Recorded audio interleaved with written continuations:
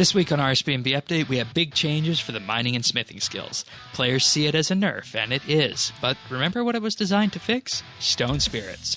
We have that discussion, plus look at how mining XP rates are after the change.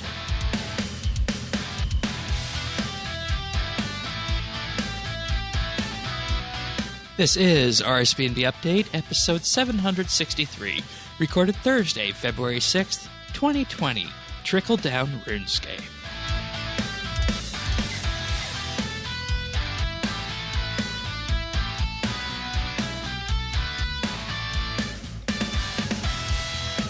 Hello, everybody, and thank you for joining us for another episode of RSBANDB Update. And boy, it's been an entertaining week this week, hasn't it, Tannis?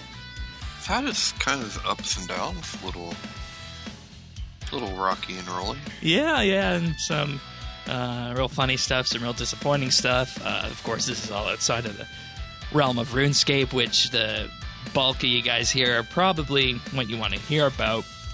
But nonetheless, welcome back to another episode of RSBANDB Update. I am Shane12088, and he is Tannis79 in game. We both keep our chats on, which is just something I've always enjoyed doing, because it's all about being accessible and interacting with the community and the listener base as it was, and that adds a certain level of authenticity to it, and I wouldn't have it another way, I personally feel, but I don't know why content creators don't. Maybe just a deluge or something to that effect. But if you've got a deluge of people who want to talk to you, surely you have volunteers in your community that you can sift through all that and, find a way to talk to them. So there's no excuse for not being able to do it. If content creators tell you otherwise, they're lying. Yeah, it's all about building that community. Yeah, and that's what we like here. Not us, we. Yeah, and that's something I think we're definitely going to hopefully shine the light on in our talk about the update this week, because there's been one fact of this update that has been completely missed by everybody that I've seen in talking about it. We'll get to that shortly. But, of course, the meta update of the week is the mining and smithing changes, which people have been asking for a long time, haven't they? Slick there, buddy. They've been asking for one specific change. A stone spirit fix. A stone spirit fix. Right. I don't think they envisioned this no. Quite like that. No. And I'm talking about this, and I think everybody's most favorite part of the mining and smithing rework was, nice. We have, tier 90 armor and whatnot you can make, and power armor too. Really good masterwork armor, which I have never heard any complaints about. Everybody loves that side of it. But remember when it came out, everybody always talked more about the mining side, right? Yeah, and I mean, the favorite thing for me was not having to compete. Not having to compete with everyone. That was the biggest. That was the biggest part of the rework for me. Yeah, for me personally. Yeah, and Jagex, and I'm going to make a joke here for those of you guys who get it. Jagex primarily are attacking this problem on the supply side. Dude, oh my God! I was right before the show. I was sitting here going, I know why Shane likes this. This is supply side economics. I'm like, so even though supply has no bearing on price, we're going to deal with this on the supply. I'm like, oh my, dude, I knew it. For anybody who is wondering what this is, supply side economics is effectively a plank of macroeconomic theory, policy, if you put it into action, that says that you can stimulate the economy or control the economy purely by controlling the taxes. If you want to have more economic growth, supply side theory says lower taxes and deregulate. And when it comes to this on the mining side of it, well, the idea behind this is that, hey, we need to control the flow of ore coming into the game. Hence, supply-side economics for the mining and smithing changes, or at least on the mining side. Yeah, but I'm going George Bush on you here, and that's voodoo. That's voodoo economics, Shane. Well, I mean, we'll have to see how this goes. After a while, I'd say give it a few weeks to a month to see how all this percolates up into the economy as it stands. Well, and notice, like, not only is it's like supply side on steroids, because it really is. Ronald Reagan, Reagan and Margaret Thatcher would be very pleased with this update. And they're trying to manufacture demand through the oversupply of the stone spirits. I'm like, how? Bonus points out there if anybody. Jeremy Corbyn. Bonus points out there if anybody decides to write an economic paper on RuneScape and brings it back to supply side economics. But just a bit of a historical context here on this, because I like historical context. People's main chief complaints of this were the stone spirits, right? And if you look at the price of a stone spirit, let's just go over the last year since when they came out. That was I'm going to say the PVM, probably community's biggest gripe. Yeah. About it. So the 365-day average for stone spirits, the light Animica stone spirit, is 6,714 GP. With the current price sitting at 7,801, the high point at 95.27 back in December, and the low point at 52.41 back in May of 2019. Now, just for some clarification on this, before the show began, I went out and I bought a Stone Spirit test. The Light Animica Stone Spirit bought for 10.2K, so that's way above what the market value is, and it sold for 9K. That's the Light Animica Stone Spirit. And, everything is in flux, of course. You'll have to wait and see what the demand is on these ones at the end of the day, after everything calms down and it works its way through the economy. Give it a few weeks to a month for that to happen. Dark Animica Stone Spirits are currently sitting at 45.69 GP with a 1-year average of 37.86. That one bought for 3.3K and sold for 3.3K, which is under the market value currently on that. Now, I did have a look at some of the other stone spirits, like the ones we get in copious amounts, like the gold, the coal, the runite, and whatnot. Those ones were not selling this week at all. So, what worthless. Sorry, say again? I said because they're worthless. Yeah. What it looks like on the surface is happening here is that the stone spirits that were not converted, or rather, the stone spirits that are not dropped in mass amounts, like if you want to see what drops a light Animica stone spirits, it's, big bosses like Solak and whatnot. Whereas the other ones you can get from your Sarin spirits, and you can get from regular monster drops, Slayer drops, that kind of thing. So what I'm seeing with this is that the high-end stone spirits at the end of this, and I'm going to go out on a limb here and say this, that the high-end stone spirits like the Animicas and Bane and the Nechrite and whatnot, I think those are probably going to come out fine at the end of the day in about a month once everything calms down. That's my guess on this after seeing the way the economy has gone this week on it. Now, if your goal is to, if that is the goal, yeah, right, and see that's where this discussion is ultimately going to go. Is your goal to get the ore, or is your goal to get the XP? So, and that's a discussion we need to have on this. Now, you're probably wondering, how does this all factor into stone spirits? Because, if you look at this news post, it really doesn't mention stone spirits at all, which is unfortunate.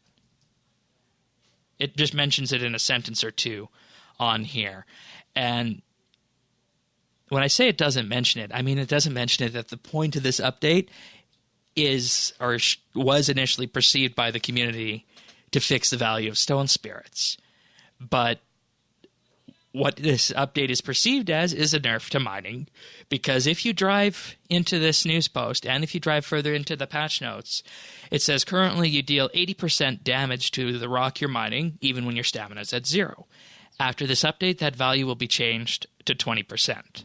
And of course, your stamina restores itself when you mine a rock again, and here's the key point about the news post that everybody's missing, or by consuming a stone spirit while under the effects of a perfect juju mining potion.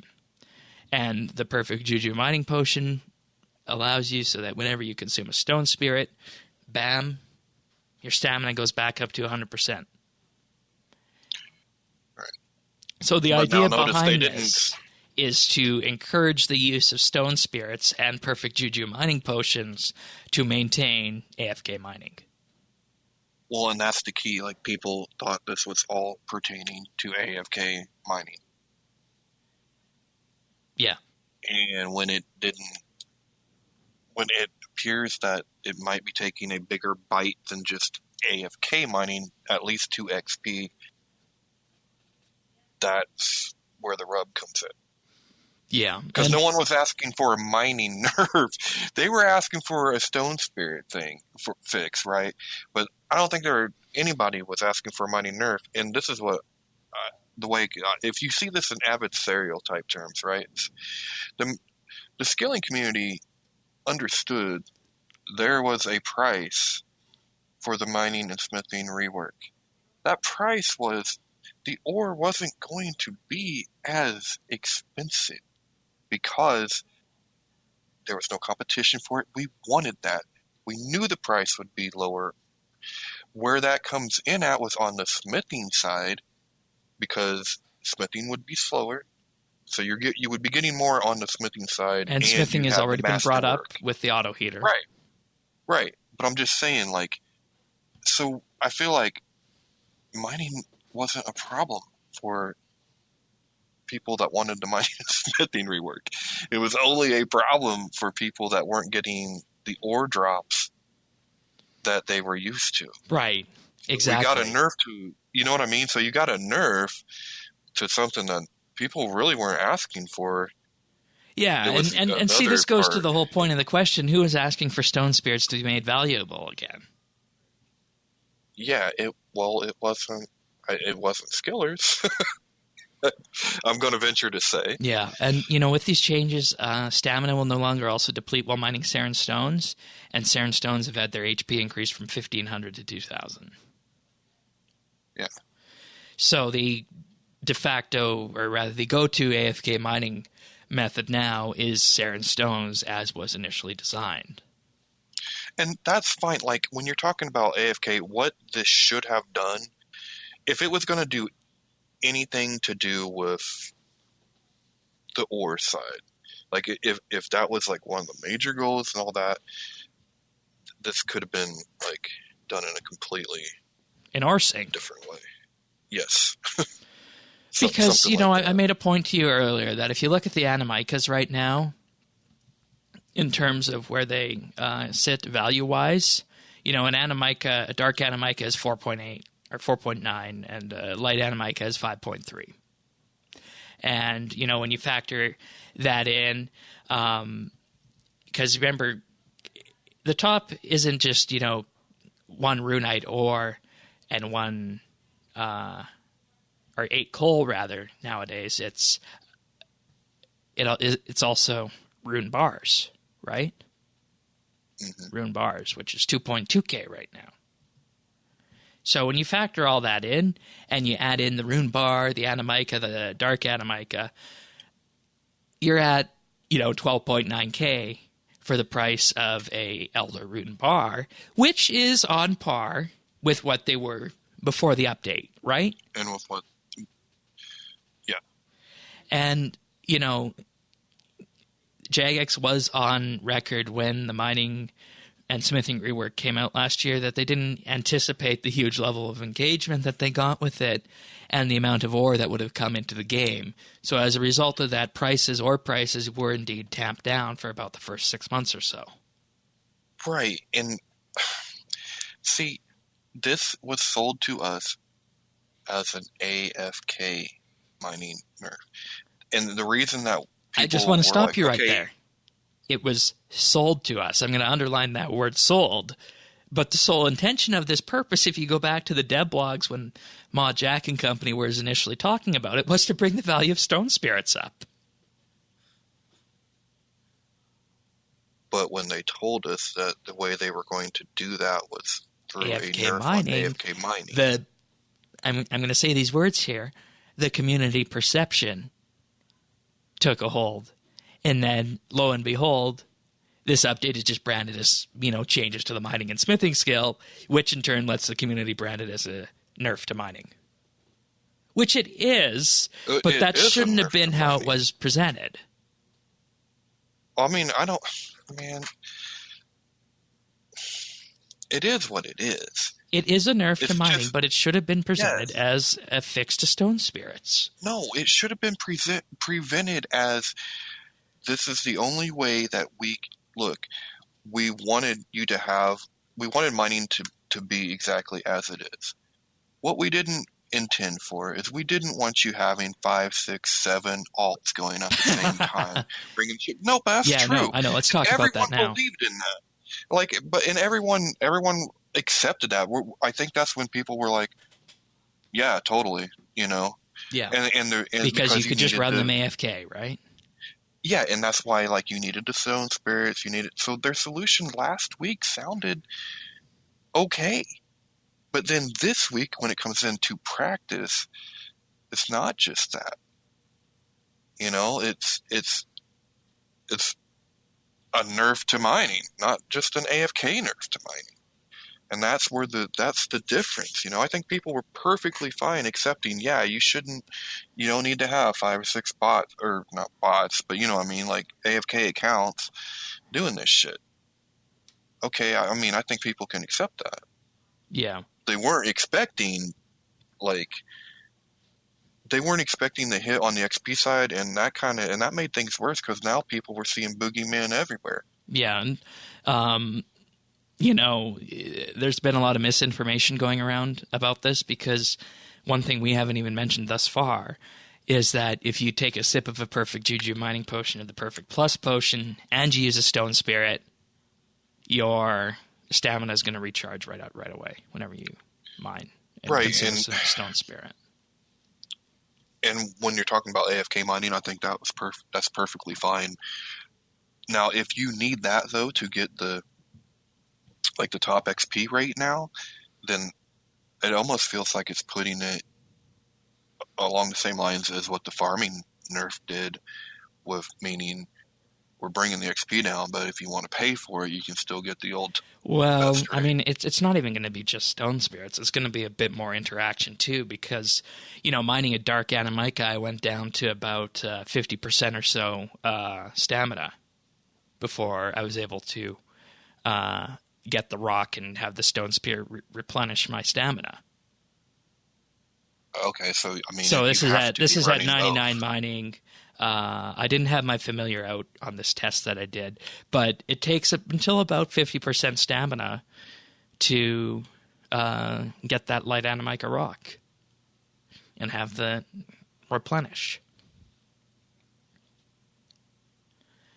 But, so it leaves you with the only choice being you're going to need to click every few strikes. No, you don't need to 4-tick it. I think if you click somewhere between maybe every 5 to 8 strikes, you'll be fine. And I wish I knew how long that took. I feel like clicking every few seconds is fine, but if you're making people do it, there's nothing that would.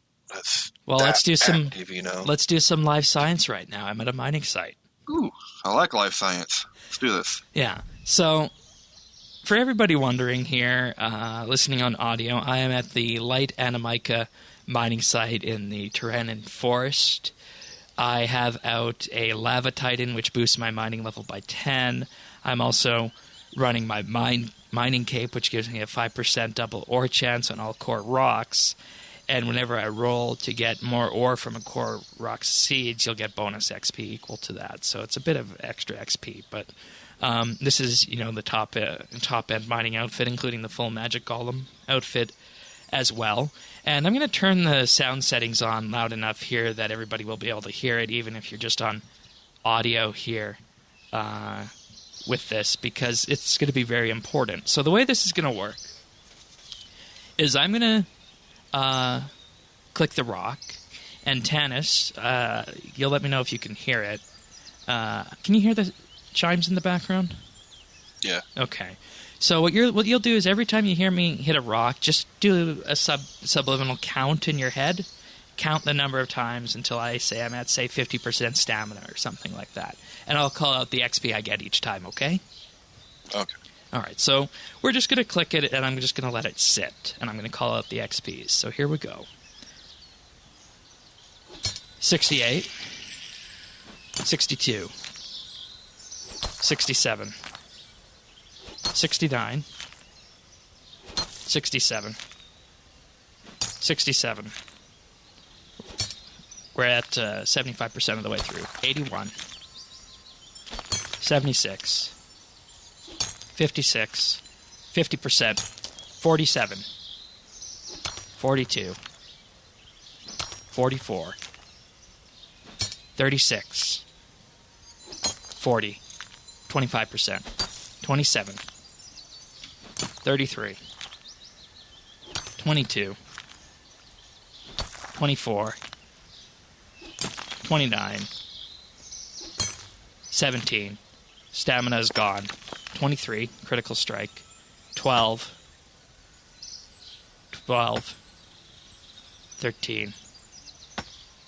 22. Critical strike. 12. So you can see what exactly happened with that. How long did it take? How many strikes did it take me to get to 50%? Like 10. Yeah, 10, right? And see, that's what we counted, because when you are level 99 mining, you have a bank of 190 total stamina, and every time you hit the rock, it goes down by 10. So with that, it, like you said, about 10 strikes to get to 50%.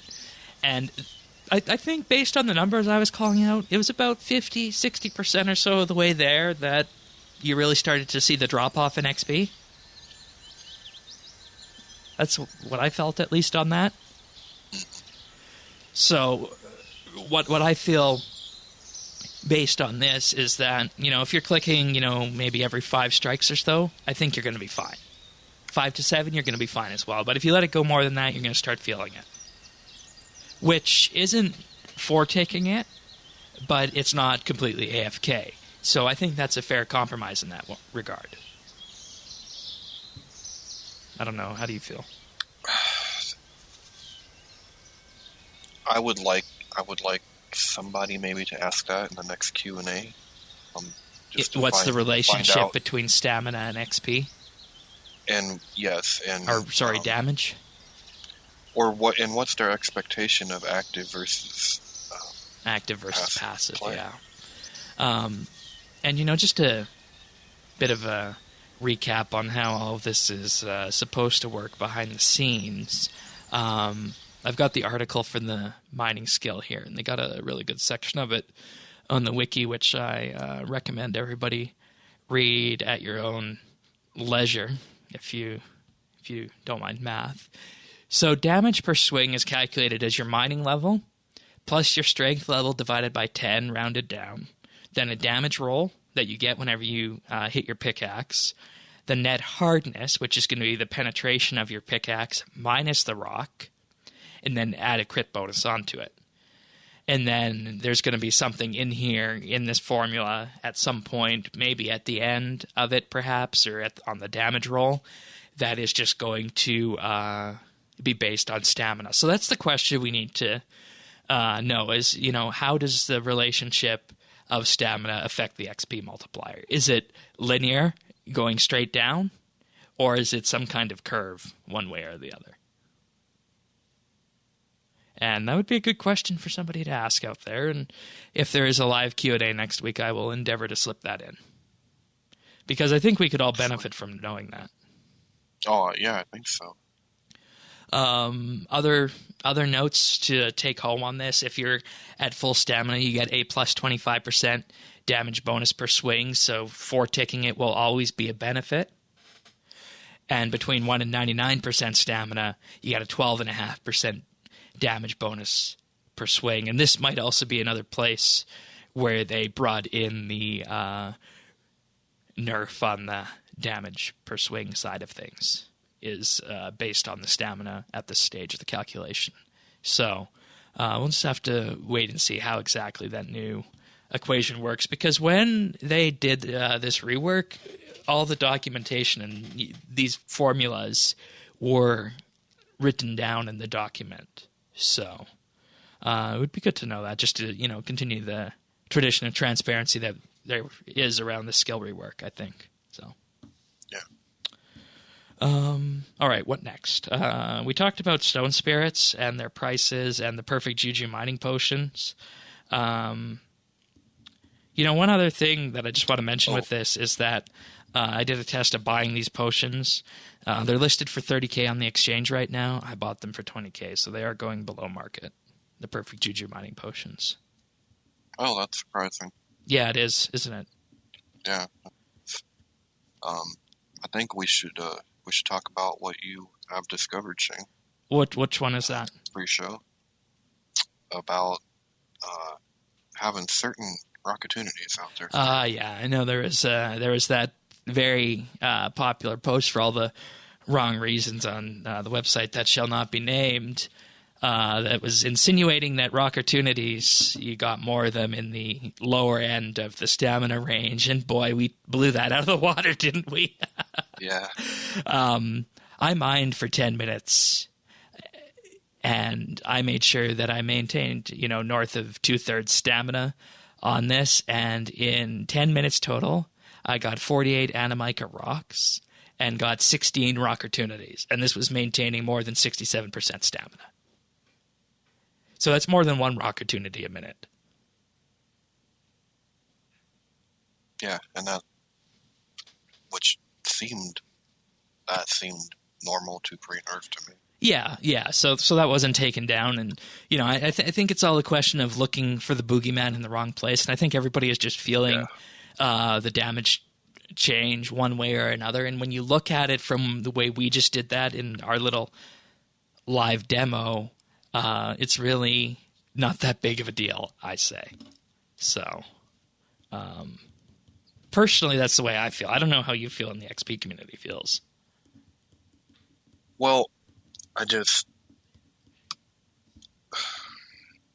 think with the test that we did, it's probably in an okay place. I wouldn't want it to go I don't think it should have to be any more active than that. I was real afraid, my biggest concern was having to do something as active as 4-ticking. No. And the only, and there being an alternative way to doing that would be to purchase, stone spirits and juju mining potion, because that feels like it makes a gathering skill much more viable. Yeah, and I mean, if you want to go full sweaty 4-tick, you don't need stone spirits to do that. Right. So I guess it's preserved in that way. And clicking every 5 to 7 swings really isn't that bad in my book. No, that's what I'm saying. From the way it sounded, it was made out to be worse than that. So, I mean, that's the concern. My concern has always been on the XP side. The ore side, the market side, it's never been a big concern to me. I don't think that's been the concern on any of the XP side of things.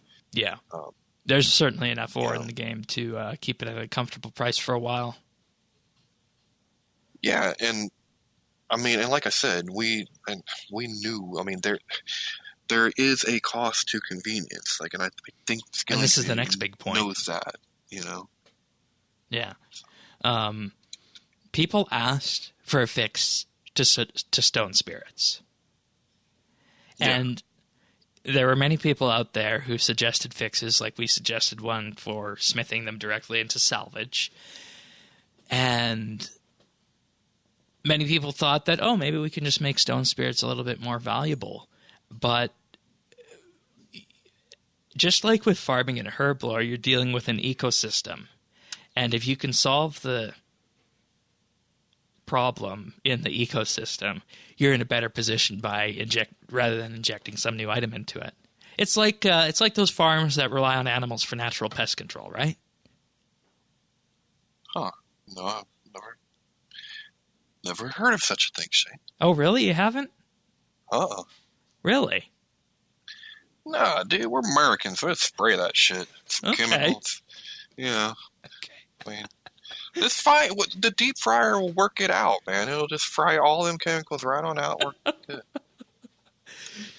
Yeah, and I mean, there's probably other options on the table too for fixing stone spirits, but the question is that needed at this point? And I think we're gonna have to just wait a bit and see whether or not people adapt to this, because I mean, the people who want XP are just gonna fortick. The people who want an AFK might use stone spirits. They might not. As a result, this might have the unintended side effect of making ore prices go up instead of stone spirit prices go up. Wouldn't that be a bitch? Wouldn't that be a bitch? But then at the same point, if ore prices go up, people will say, hey, let's turn to stone spirits and mine with those. So maybe we're waiting for the update to cook itself and then the second course to be finished. As in, we got to wait for these first changes to ripple through the economy, then have the second set of changes where people turn to stone spirits to ripple through the economy. So now we're going from supply side economics to pure libertarian fantasy land. Okay. I got it. Making sure I'm keeping up here. But, you know, it would have been a better idea to let stone spirits aid smithing in some way as well. Make it faster, make almost, I don't know if I would say smithable things out of them, but something that created another use would have created another line of demand. And that's what you want to attack. That's what you want to increase. They're not worthless because there's too many of them. They're worthless because they're worthless. You know what I just remembered? I just remembered a podcast we did last year about the value of stone spirits when we were talking to them. And I think I advocated a supply side solution. You probably did. No, when you say you probably did. Yeah. But I also remember, too, that we talked about making them, being able to make salvage out of them. Yeah. So, I mean, there was that. It wasn't all, you know, trickle down, pee on me and tell me it's raining. Alrighty, let's move on to the smithing side. I think we beat mining to death here. I think so. All right, and you know, I don't know if this is going to increase the demand for smithable bits or bars for non-Iron Man characters. But with this, from now on, each bar used to smith an item will be worth 4 invention parts or components when you break it down. So the way this breaks down, pun not intended, but I'll take it, is that if you have a two-handed sword that needs 4 bars, it will break it down into 16 parts or components. Whereas an Elder Rune Plate Body plus 5, which requires 160 bars, will break down into 640 parts of components. Sorry. So that's a pretty significant. That's huge. Buff. That is huge. Yeah. That's good. I know Iron Man, but I haven't asked him about this. I would assume that it's good, but I don't know. Yeah, and I mean, it would be really good. The potential downside on this is that prior to the rework, they could just go to the stores and buy this stuff and get it at a good rate. And still, with this, you can't go to the stores. It makes them smith for invention. That is one potential downside that I see for Iron Man. They're not getting the same parts out of the stuff from the store? No. That was the whole complaint about this from the beginning, is that the smithable components, or the smithable stuff out of smithing prior to this update didn't give as much as the stuff from the store used to before the mining and smithing rework. Wow. If that makes sense. Yeah, but at least this is, I mean, to me, this sounds like an Iron Man solution. Yeah, right? it really like, does. It really does. Like, if you make it yourself, you get more parts. That sounds like the heart of Iron Man. Yeah. And 640 for an Elder Rune plus 5. Yeah, I mean, I don't know. I want to talk out of school. I don't have one, but yeah. I can imagine Iron Man invention being a really hard skill for Iron Man. Yeah, I would think so. Yeah. Also with this, the breakdown perk has been adjusted down to just be a flat 0.8% per rank rather than 0.8% per rank per bar. Just to even things out. Also, Elder Rune equipment now has a higher chance of breaking into components rather than parts compared to other tiers of components. So Elder Rune is special. Component 1 has been increased from a 3 to 9% chance per roll, and Component 2 increased from a 2 to 6% chance per roll to break down into a component instead of a part. So, I mean, it certainly poses a very interesting idea, because what other thing can you get in game that when you disassemble it is going to give 640 parts? Yeah, I can't think of anything. I mean, and that's actually like, we're talking about this in an Iron Man sense, but it's actually good for everybody. Because you can make any of the various stages, right? Well, yeah, and like, I mean, it's just smithable items, right? So if you made it, you get that much out of it. Yep. If you want to disassemble it. Right, but that adds another and use, I think people wanted people buying smithable, makeable, items. Bingo. Because remember, you can buy Elder Rune plus 4, make the plus 5, and then turn it into Burial for insane XP on double XP weekends. Oh, yeah. And right now, an Elder Rune plate body is GE valued at 2.6 mil, but having such a number like that, of course, just buyer beware. So, I mean, this certainly looks immaculate. We don't have the Iron Man to necessarily complain about it or hoist it up as being the best thing since sliced bread, but it's definitely an interesting change. Now, the question I have is, will this increase the demand for Smith Elder Rune for you and me? Or, in particular, the non-Iron Man types? Well, it won't for me because I'm 200 mil. Invention? Yeah. Yeah, okay. FYI, Elder Rune plate body plus 5 can break down into cover parts, plated parts, deflecting parts, strong components, or protective components. And, I mean, let's see, cover parts, what are you used for? Used for the Furnace perk, the Bulwark perk, Confused, which no one wants, Shield Bashing, and Profane, Calorie Bombs, Lab Coat Legs. Strong components are used for the Devoted perk, the Committed perk, the Fatiguing perk, and the Absorbative perk. Protective components are used for the Polishing, Shield Bashing, Hoarding, and Demon Bait perk. Lab Coat, Equipment Separator. Nothing really out there jumping out to me, so I don't know what this will do for you and I. Yeah, no, I agree.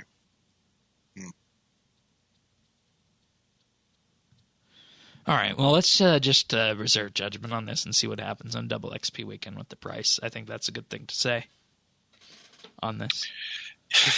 Yeah, nothing like trying to drop a fix while the market's already in flux, isn't it? Woo!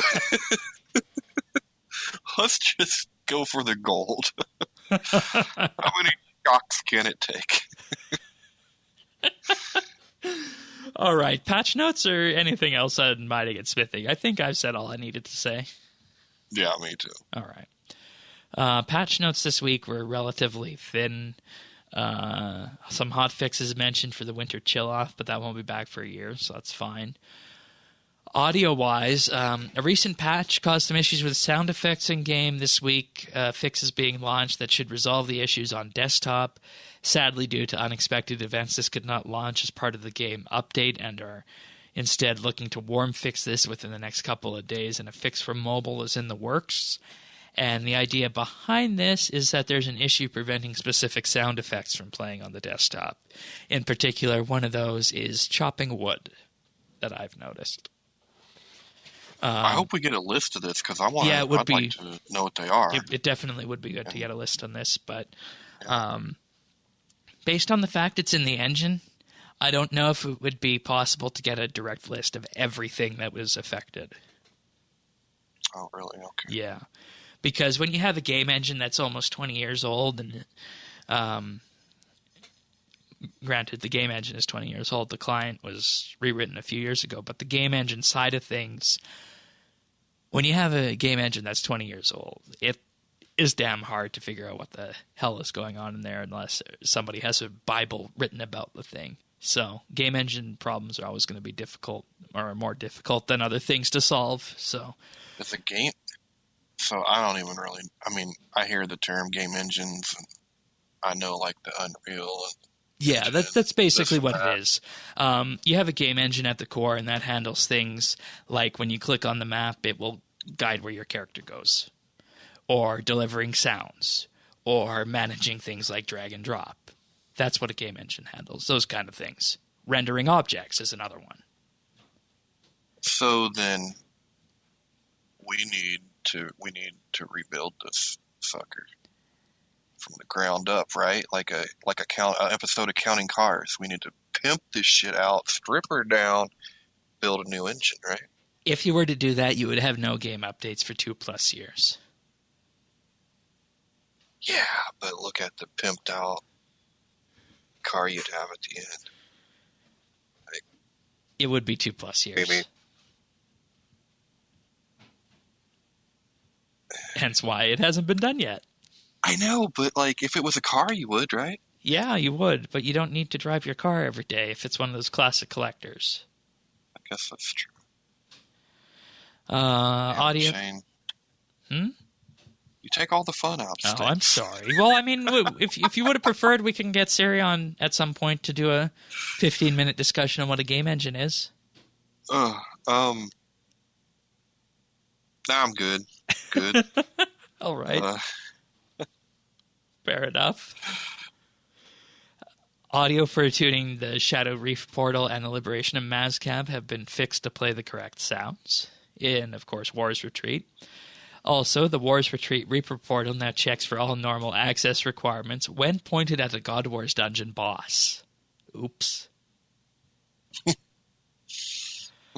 I wonder what requirements it wouldn't catch. Yeah, I think it was probably just, saying, hey, if you haven't done the initial little mini quest to get into the God Wars dungeon, go fight Commander Ziliana.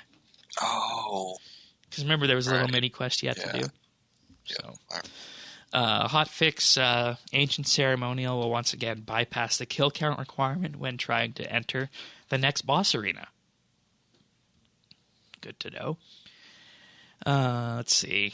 More engine fixes resolved an issue preventing the client from launching on some Intel HD integrated graphics. Fixed an issue preventing the launcher installer from working on older versions of Mac OS. Graphics issues with NPCs at longer draw distances while using the free cam has been fixed. Now here's a fun one. Non-direct skilling methods can now be utilized to progress a variety of Slayer tasks that could previously not be progressed in this manner.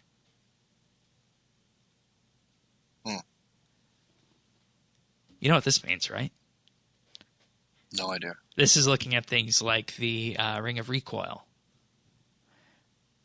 And there's some aura that does this as well. I forget what the exact name of it is. Let me see if I can pull that up quickly. But the Ancestor Spirits aura, this is one that many people don't think about. Tier 3 for 50,000 loyalty points. When you activate it, whenever you take damage in combat, there's a 5% chance that your ancestors will appear and injure the attacking foe in retaliation. Damage will be based on your prayer level, dealing melee damage up to 2,500% of your prayer level.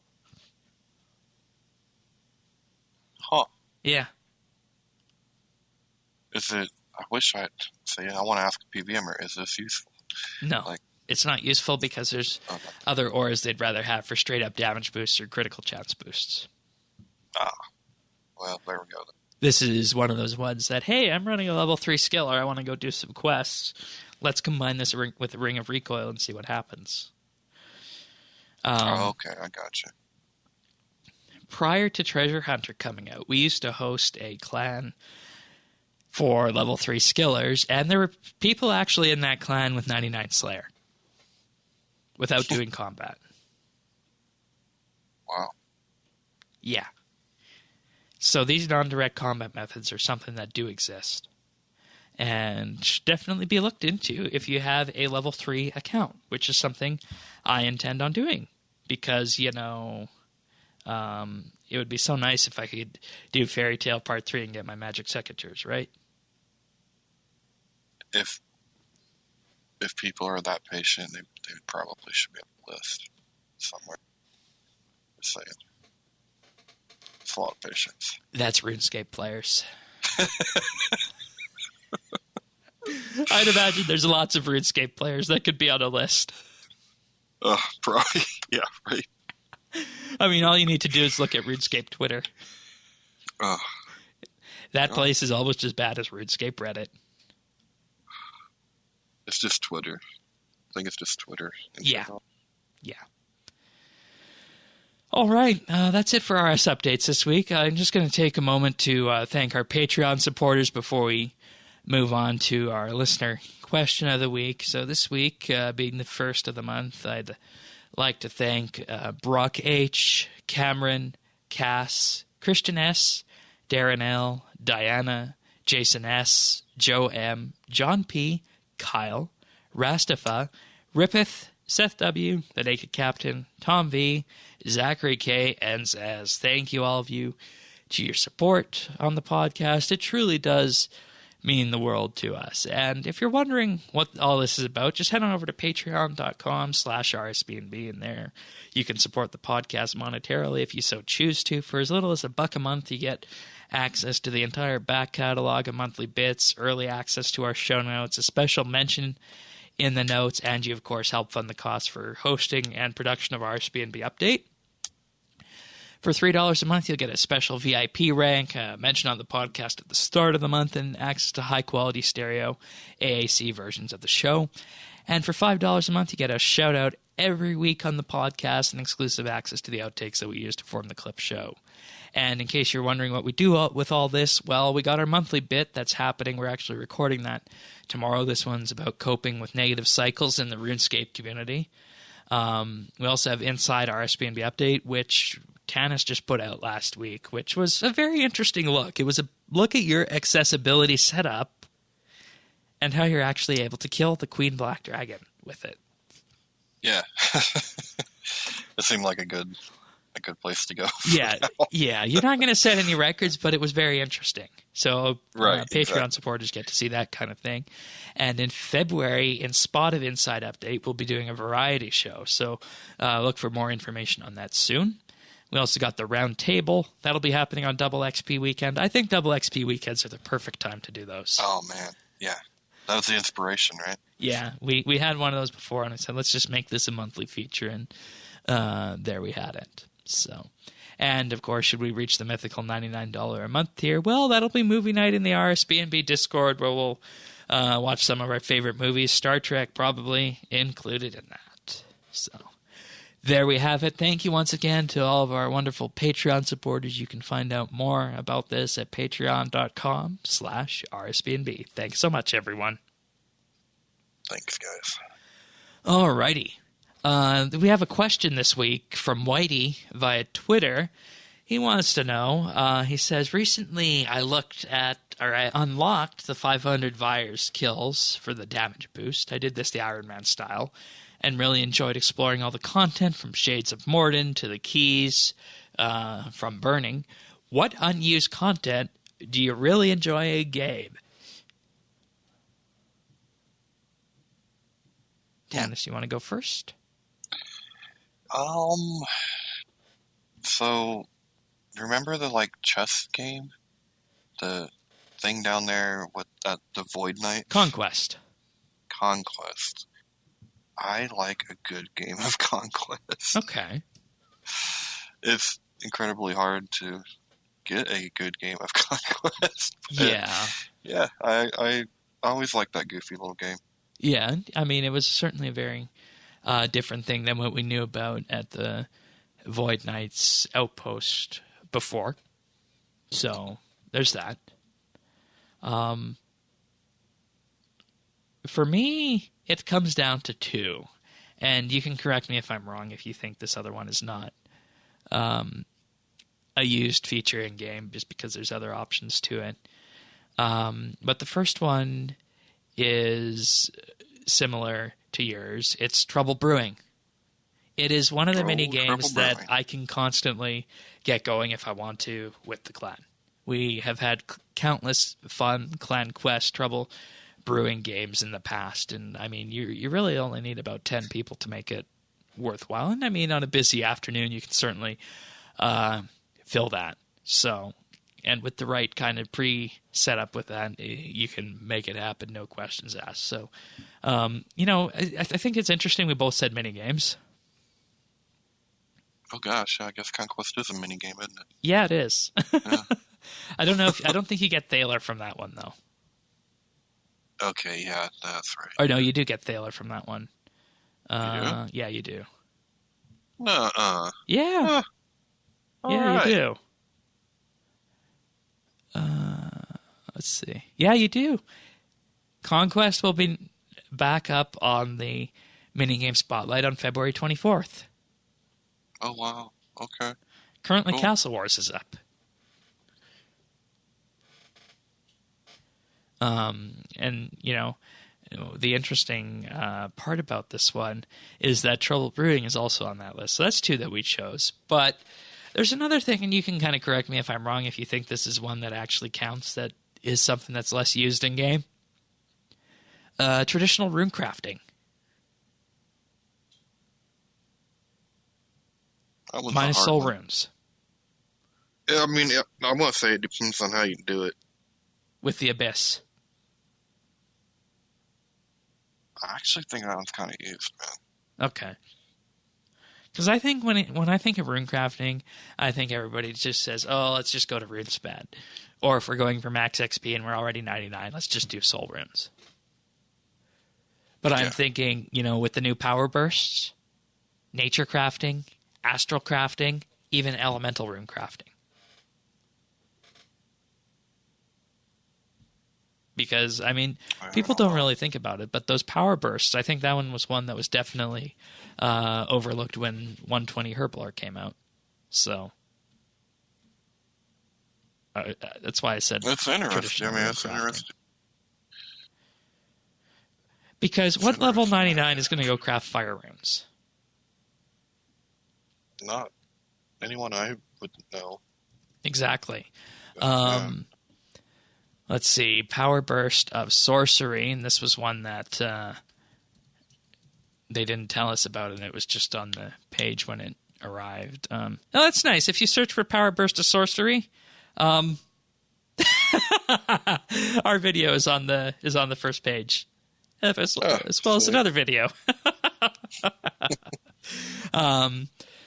But the Power Burst of Sorcery has the effect of, after you use it, it doubles your runes per essence multiplier.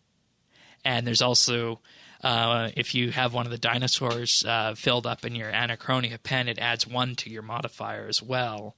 So, and that's only for elemental runes. But let's see, where's the list of multipliers here? So let's just say you have level 105 rune crafting with a potion, right? You'd get 4 times fire runes. Add 1 to it, 5.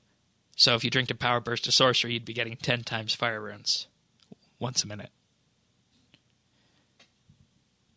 And a fire rune is currently worth, let's see what, pull this up.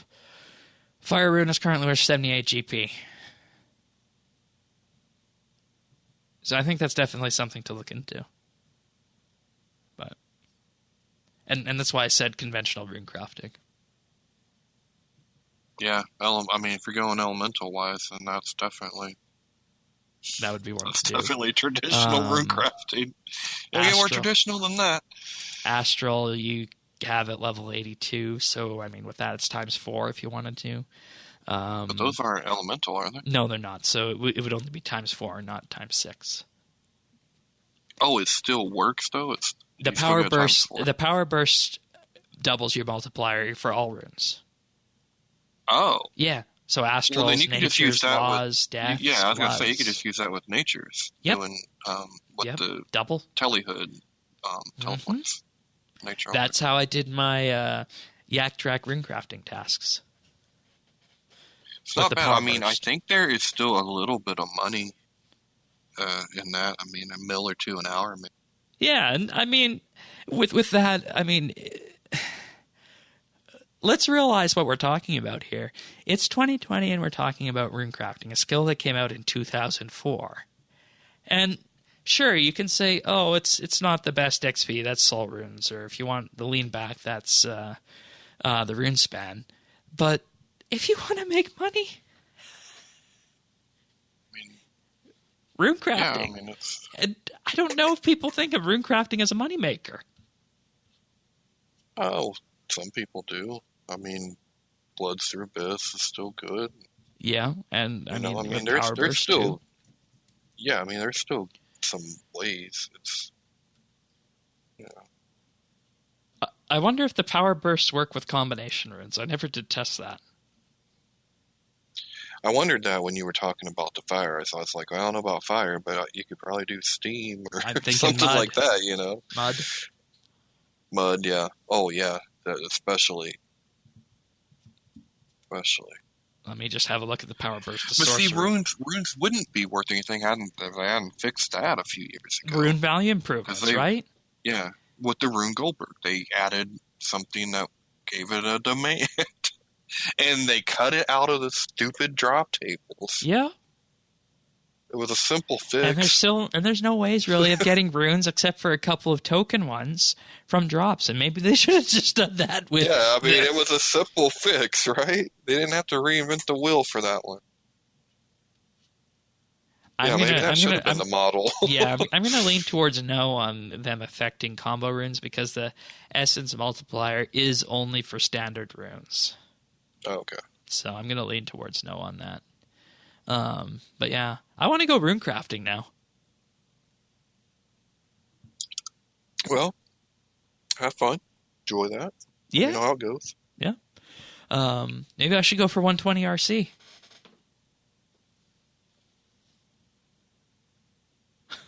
It'll be a hell of one to get. Yeah, it would. It really would. Thank you, Whitey. If anybody else wants to send questions in or discussion topics too, just email them to questions@rsbandb.com, or you can leave us a DM on Twitter @RSBANB, or you can post them on our forums at update.rsbnb.com/ask. Thank you for your question, Whitey. It was a really fun one to talk about. And, I could mention the Berthorpe Games Room as well, but I think at this point, if I want to play checkers with someone or Connect 4, I'll just get an app on my phone and do it. So. Yeah, I would. I was trying to think, you think is Soul Wars considered that? Because I love a good game of Soul Wars when it's on highlight. Yeah. You know what I'm thinking? We're naming all these mini games. And you know, it comes back to the fact there needs to be a mini game rework or something done to make mini games something people can, you know, just pick up and do, right? Well, they tried, Shane. They tried. Yeah. It wasn't. Yeah. It didn't really work. Like, it reminds me of the Star Trek Online queue system. There's a list of, I think, probably around 20 to 30, you know, end-game queues. We call them queues because you queue for them. But they're basically end-game, you know, like scenarios that you play. And you just press a couple of buttons, choose which ones you want. You wait, you know, check your dailies and do other stuff. And then when it's time to go, you just get a message saying, hey, it's time to go. Press a button and you're automatically moved into the right instance. I don't know if something like that would work for mini games, or if there's even enough of a demand for mini games for something like that to be possible. You know, like just say, hey, I want to play a game of Castle Wars. Pick me up and take me in, kind of thing. No, but I think that would be a great system to have for raids. Yes, it would. Yes, it would. Maybe even Elite Dungeons too. Now that you mention it, the true raids. Yep. Alrighty, we're going to move on to tech news right now. This one is about Facebook being lobbied by a UK group to stop with their encryption. In particular, the National Society for the Prevention of Cruelty to Children is urging Facebook to stop with their plan to adopt encryption, end-to-end encryption for Facebook Messenger and all messaging platforms on Instagram and other Facebook-owned websites. And with this, there's 100 organizations under the NSPCC that have signed an open letter warning that they say, hey, Facebook, your plans to bring in this encryption will undermine efforts to catch abusers of children. And with this, Home Secretary Priti Patel said she fully supported the move. And in a statement given to the BBC, she said tech companies like Facebook have a vital responsibility to balance privacy with the safety of vulnerable children. Following my letter to Mark Zuckerberg, I met with Sheryl Sandberg and emphasized that Facebook encryption plans cannot be allowed to hamper their ability to protect young people from pedophiles online. We have also submitted detailed evidence to the U.S. Senate about these concerns. I fully support continued efforts of the NSPCC and children's charities around the world to engage Facebook on this issue. And they're, of course, lobbying the Facebook brand, which includes Facebook itself with Messenger, WhatsApp, and Instagram, to ensure that if law enforcement needs to, they want to be able to see what was sent inside those messages. And, you know, now we're at the point where we need to just highlight to people that you either have encryption or you don't.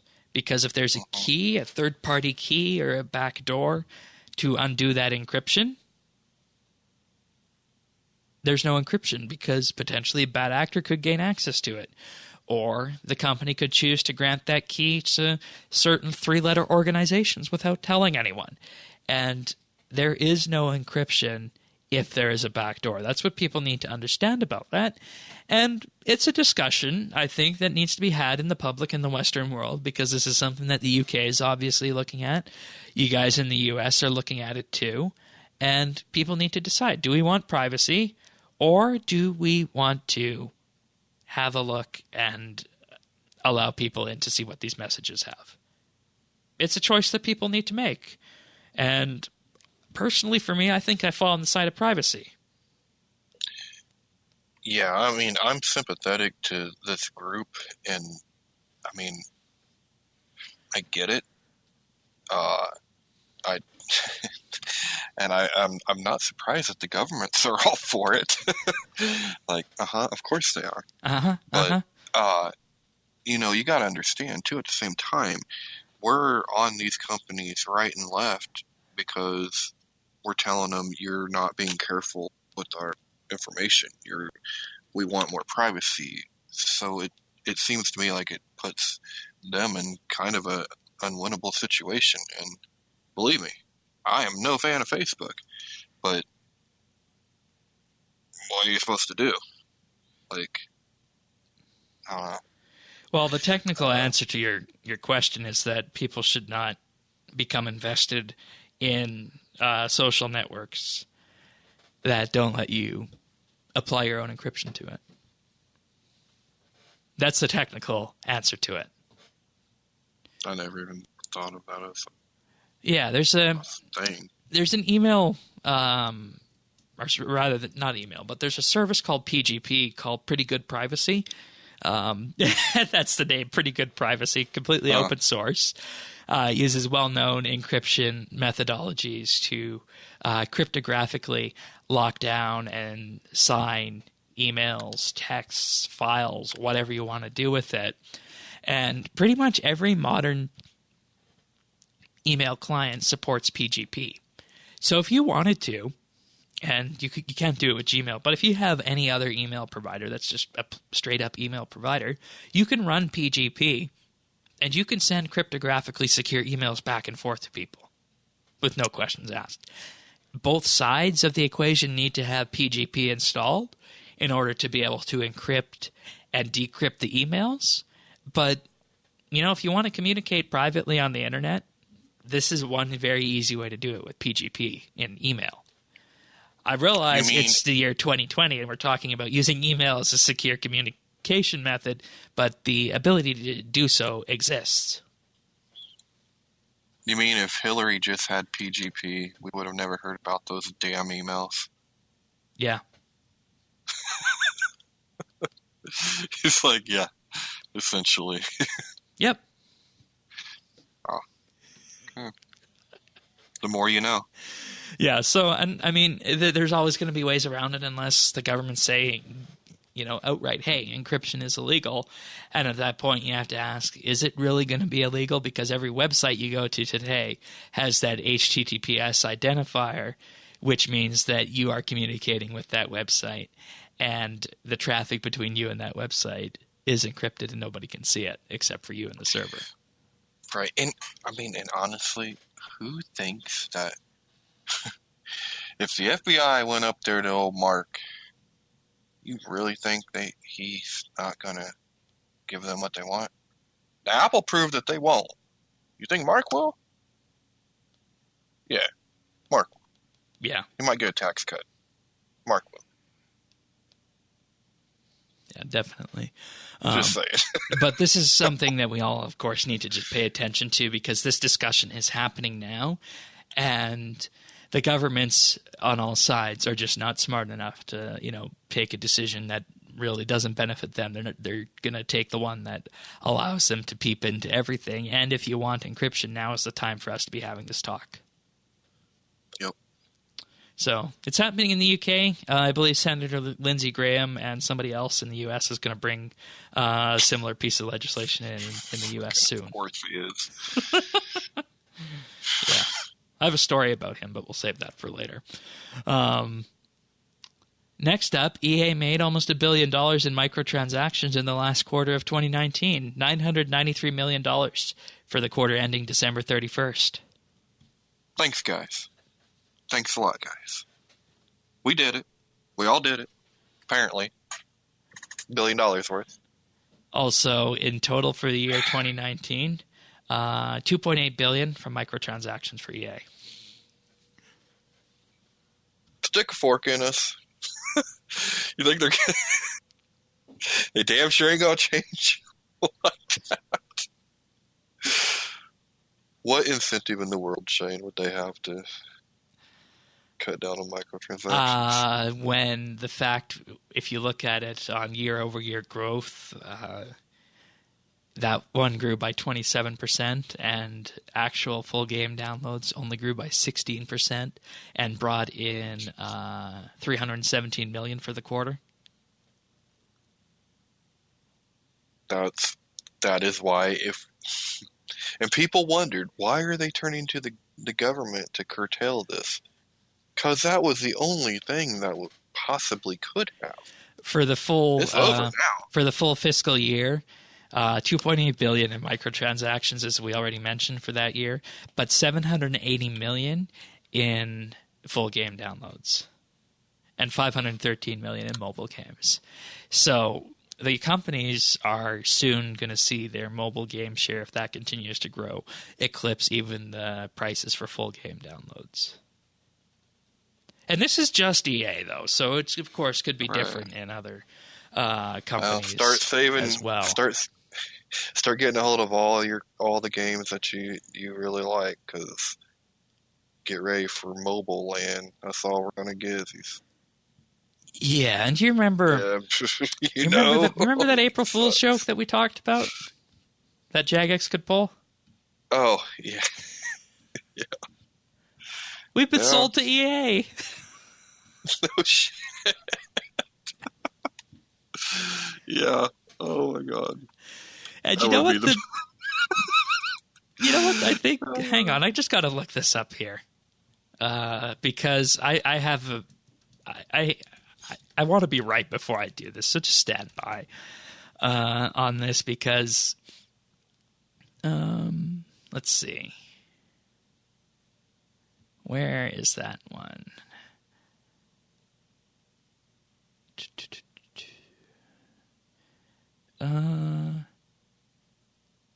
I know we had a question last year about April Fools, and I'm trying to look that up. I don't remember what episode that was on, so that's what I'm pulling up right here now on this list. But in the meantime, looking at the prices involved in terms of the money on here, is that if you look at the other side of this, is that if you have games like Knights of the Old Republic, it actually sold way better than expected. So if you do want to make a game and have it sell well, the company could still do that. They just got to angle properly. But we all know that microtransactions are a lot easier to roll out than full games and whatnot, right? So. EA could literally buy Jagex with the money they made off microtransactions.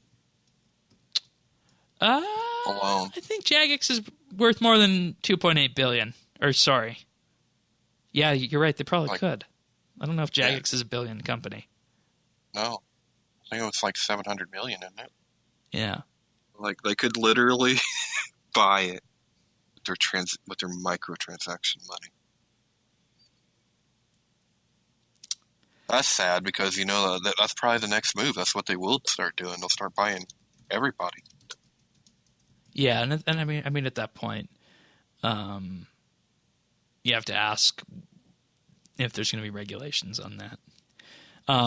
Yeah, okay. I did find this, and this is what I was afraid of. And this goes back to March 21st of 2019, episode 716. We had a question from someone named Mod Porky. If you had to come up with an April Fool's update for RS3, what would it be? This, EA. Yeah, this right here. EA buying a controlling stake. Because that would send people up the wall. Oh my god, could you imagine? Could you imagine a certain site and the love that it would express?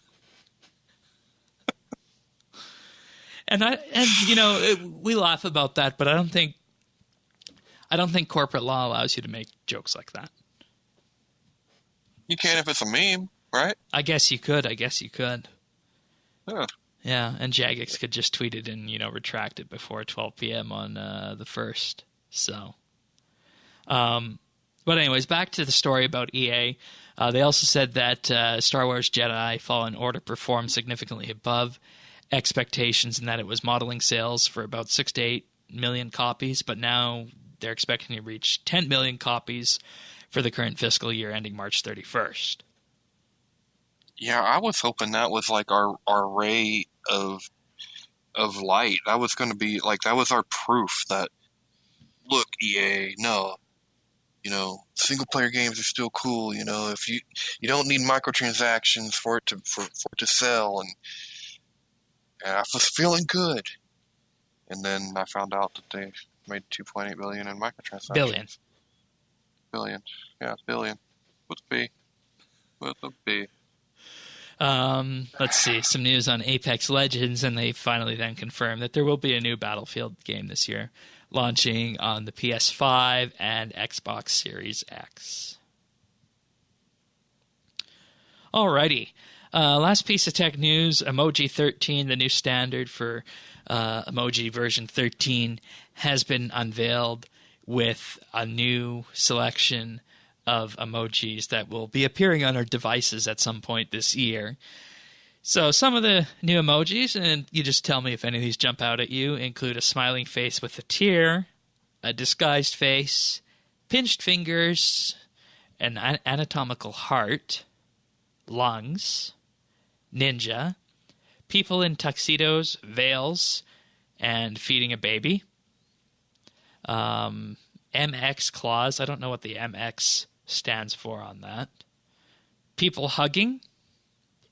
Black cat, bisons, mammoths, beavers, polar bears. Definitely very northern on the bison, mammoth, and beavers. I don't know. Mammoths is are beaver extinct. a northern thing? Yeah, beavers are big up here, as are bison. I How don't know. big are the beavers? They're saying.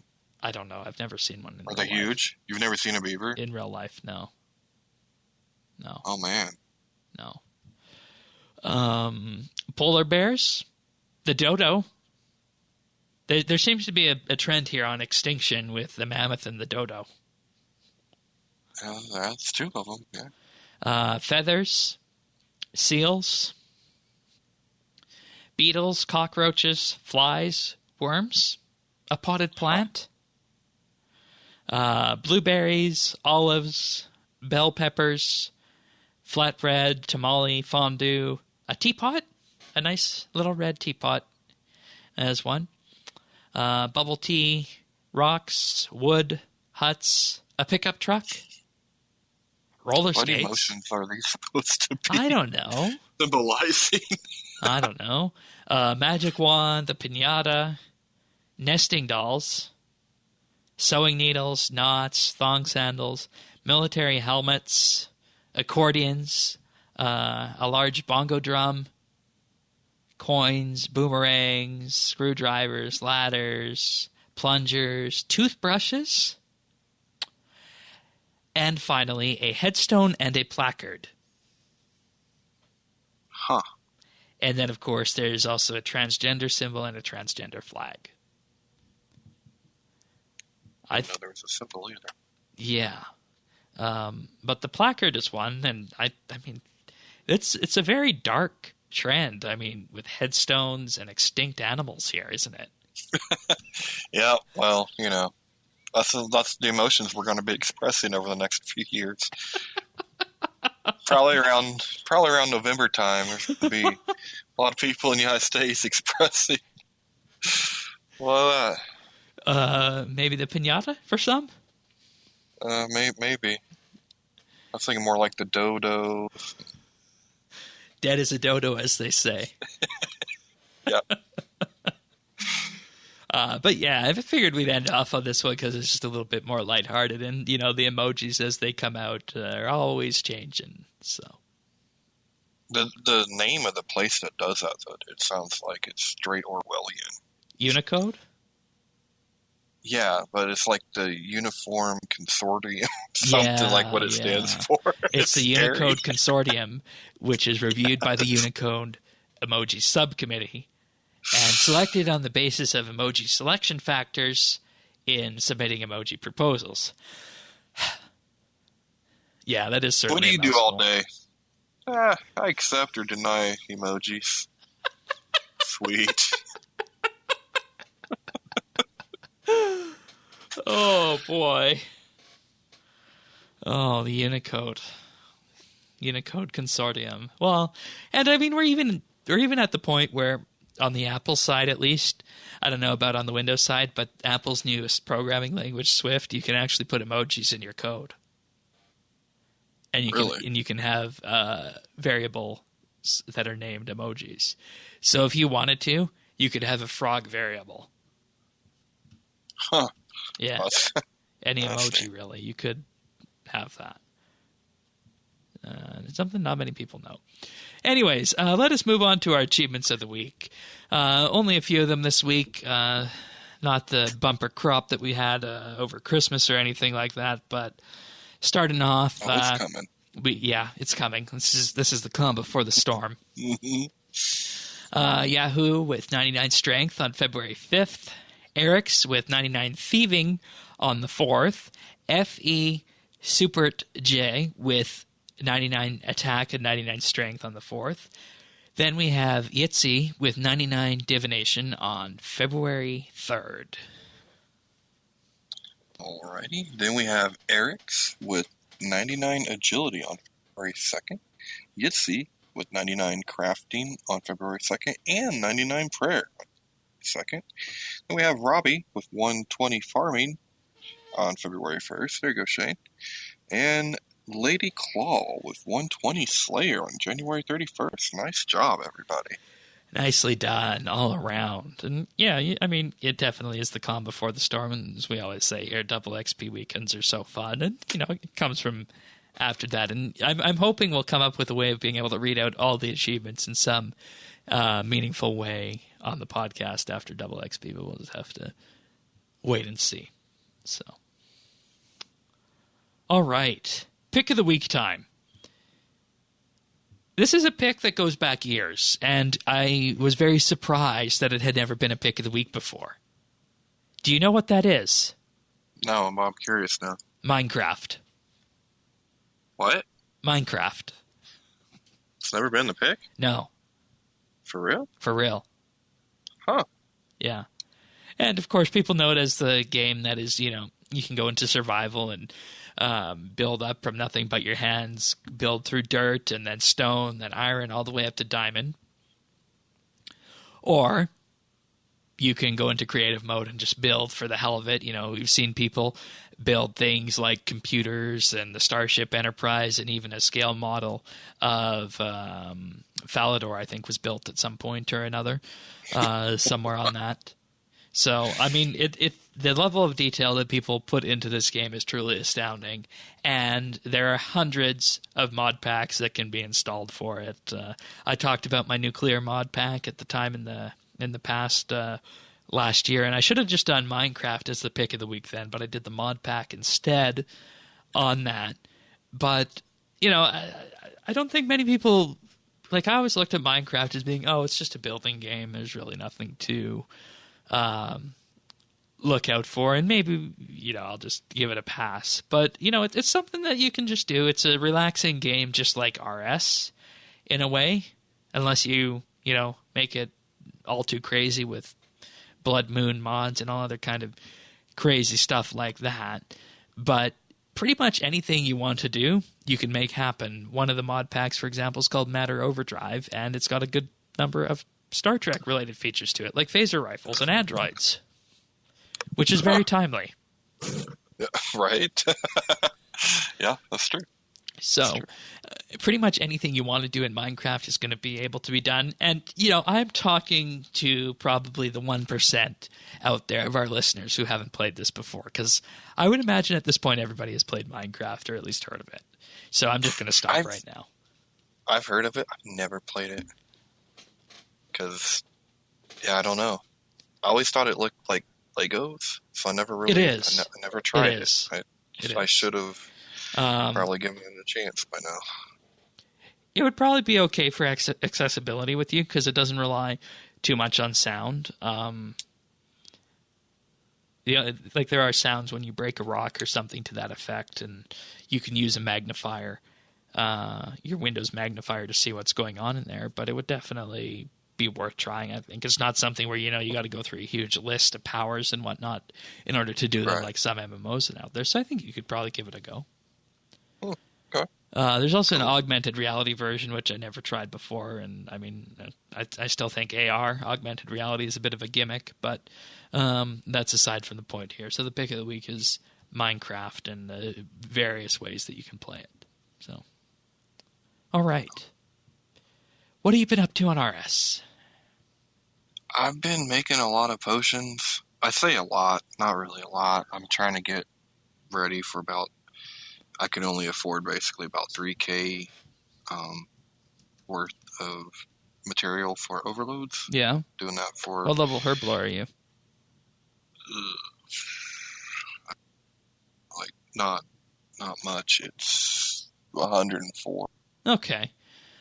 So, yeah. All right, and I assume that's going to be your double XP plan? Some of it because I need potions now, and I'm pretty sure when I got 99, I did it on a double XP, and it was like 3K, and it took me a long time to go through those. So I'm like, if I do that again, you'll be fine. Be good for I'll be good for a while, and we'll just see what happens after that. But it's all, I mean, dude, it's so expensive. One other thing I would highly recommend looking into are the power bursts.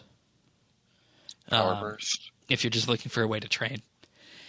Because they don't use traditional herb lore ingredients in terms of herbs. They do use a potion here or there.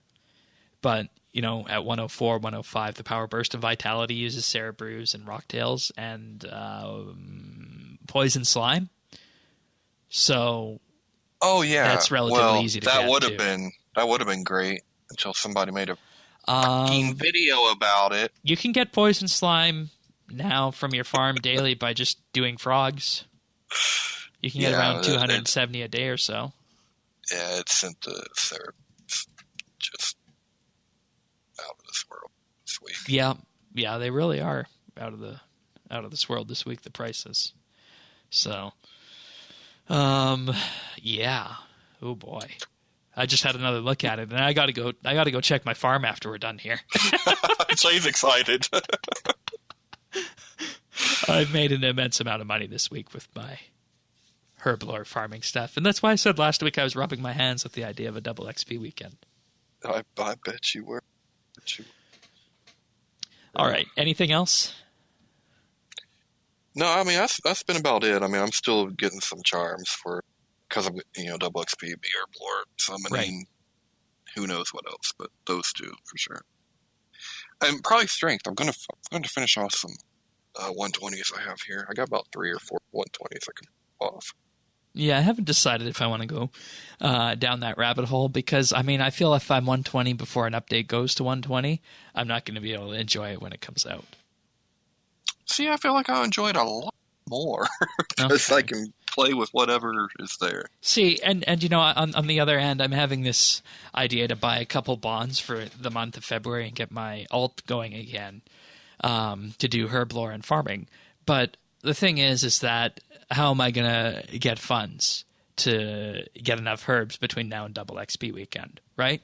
Because I need to get to 81 herblore first, and then it just backs up from there, right? So it's just a question of I should have probably started that sooner, and I've really been feeling like I really want to do the 120 farming and 120 herblore thing again, exclusively with the new content. So that might be something I look into, but I'm taking the stage away from you unless you have anything else you want to mention. No, that is it, man. You go ahead. All right. I'm going to grace the people with 2 of the frogs' names that you can get in the player-owned farm. So, this is great. Yeah, this is really great. So I've been doing the frogs to get the poison slime, and one of the frogs that you can get is, of course, Pepe the Frog. Yes.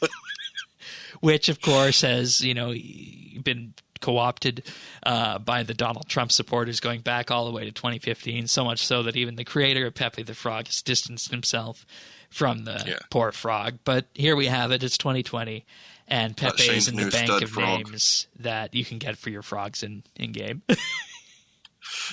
He's never coming out of that pen.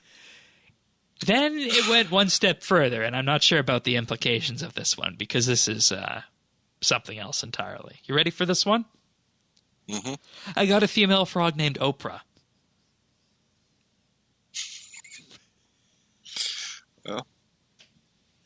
Yeah. I mean, all the other names are relatively innocuous, but Oprah is just there. It's funny. Well, at least it wasn't like a pig. What? I never thought of that. Yeah. Could have been worse. It could have been worse. It could have been worse. An absolute unit. And the trait that Oprah the Frog came with was fussy eater. Okay. So it's just amusing, some of the little Easter eggs that have been slipped into this. And I mean, you don't normally think about that, but lo and behold, there they are.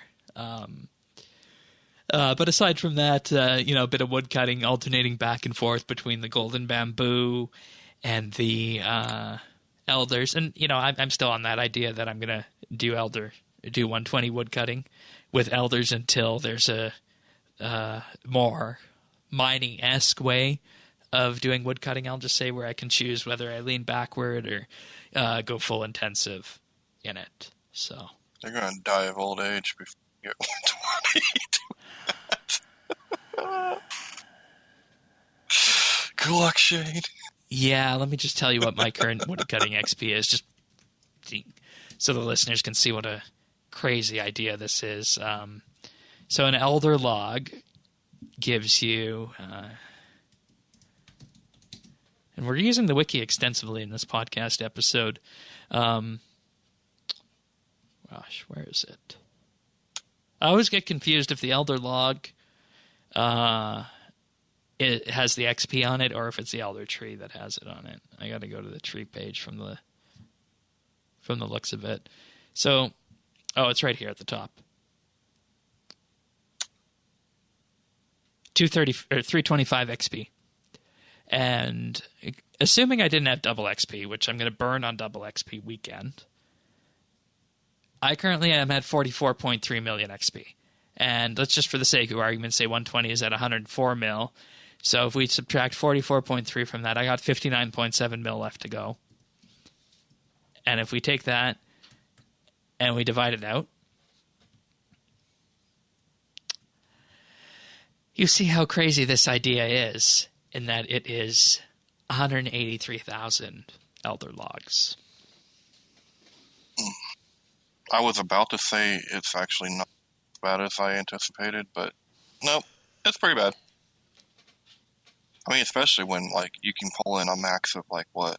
100 an hour, plus. yeah. 100 an hour? I think. Maybe. I don't know. I don't know. I've never actually timed it. I know it's pretty bad. But, the whole fun point about this is that those are currently selling for 8.9K. Yeah, that makes sense. So. Anywho, you can also use elder logs to make enchanted note paper with the invention skill, FYI. So. Did not know that. Neither did I. That's the power of Wiki. RuneScape Wiki.